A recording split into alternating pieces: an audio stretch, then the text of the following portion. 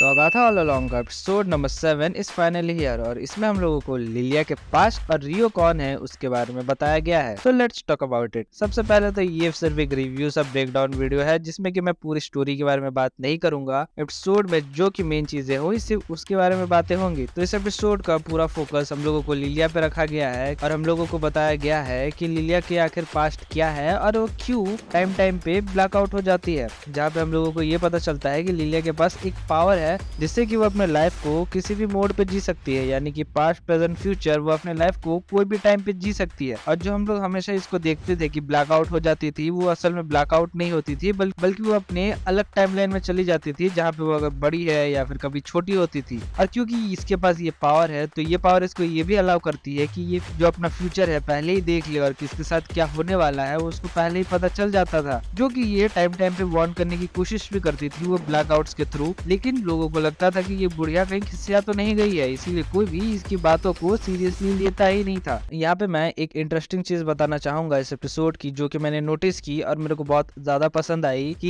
यहाँ पे हम लोगों को लिलिया एपिसोड के स्टार्टिंग में कहीं से गिरती हुई दिखती है और एंड में हम लोग को जाके पता चलता है कि ये कितना अच्छा फॉरशैडोइंग था। तो लिलिया और ये जो मस्त फिगर वाली विच थी ये दोनों भी बच जाती हैं, जैसे कि मैंने अपने प्रीवियस वीडियो में कहा था। तो लिलिया ने अपने फ्यूचर देखने वाली एबिलिटी से पता लगा लिया है कि इनको कौन से रोड से जाना है और अगला टास्क कहाँ है। लेकिन इसी बीच में ये लोगों को एक ऐसा रोड भी मिलता है जिससे कि वो लोग इस विचेस रोड से बाहर जा सकते थे। लेकिन ये लोग डिसाइड करते हैं कि ये लोग अपने पावर्स लेने आए हैं तो ये लोग इस खेल को कंटिन्यू रखेंगे। अब ये दोनों उस बुक शेल्फ की मदद से सीधा अगाथा और बिली के पास पहुंच जाते हैं, जहाँ पे पहले लिलिया बिली को एज अ सब्जेक्ट रख के उसके फ्यूचर पढ़ती है और कार्ड रीडिंग करती है। लेकिन फिर भी वो जो ऊपर तलवार रखे हुए थे वो सारे नीचे आने लगते हैं। फिर एंड में जाके लिलिया को समझ में आता है कि असल में जिसको उसका फ्यूचर पढ़ना है वो खुद है, तो वो अपना फ्यूचर पढ़ने लगता है। एंड हम लोगों को यहाँ पे ये भी रिवील करके बता दिया जाता है कि जो रियो विडाल का कैरेक्टर है वो असल में डेथ है, जो कि ऑब्वियसली बात है हम लोगों को बहुत पहले से पता था। लेकिन फिर भी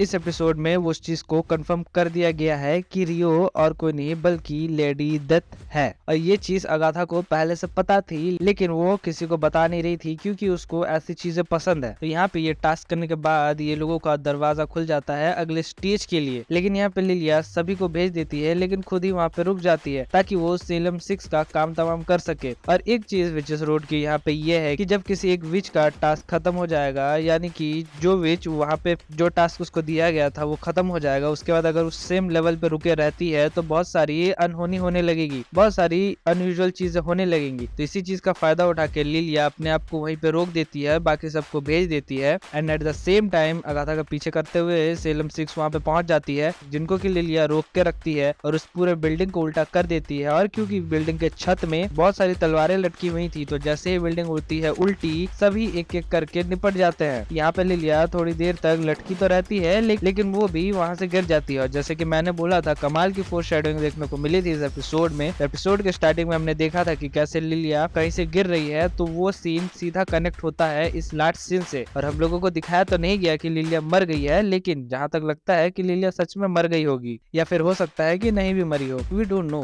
कुछ भी हो सकता है। और इसी के साथ ये एपिसोड खत्म हो जाता है। मैं बताऊं ये एपिसोड कैसा था, तो लिलिया की पावर समझाई गई एंड लिलिया का पास्ट बताया गया, रियो के बारे में बताया गया। तो इस एपिसोड में हम लोगों को ऐसा कुछ भी टाइम पास देखने को मिला नहीं, बल्कि बहुत सारी काम की चीजें ही देखने को मिली। अब बस कुछ एपिसोड से बचे हुए हैं तो देखना ये पड़ेगा कि कैसे ये लोग अपने पावर्स को गेन करते हैं या फिर स्टोरी किस तरीके से आगे जाती है। जहाँ बिली को पता है कि उसको क्या मांगना है, हम लोगों को भी पता है कि वो अपने भाई को ही मांगेगा। लेकिन क्या हो अगर बिली का मूड चेंज हो गया और वो अपने माँ को मांग ले, यार मांग लो यार अपनी माँ को प्लीज। तो अगर तुम लोगों को इस एपिसोड का review slash breakdown slash explanation slash वगैरह वगैरह जो भी था पसंद आया तो please do like share subscribe the channel. मैं मिलूंगा तुम लोगों से किसी और दिन किसी और वीडियो में। टिल देन ख्याल रखो अपना, love you all, bye bye.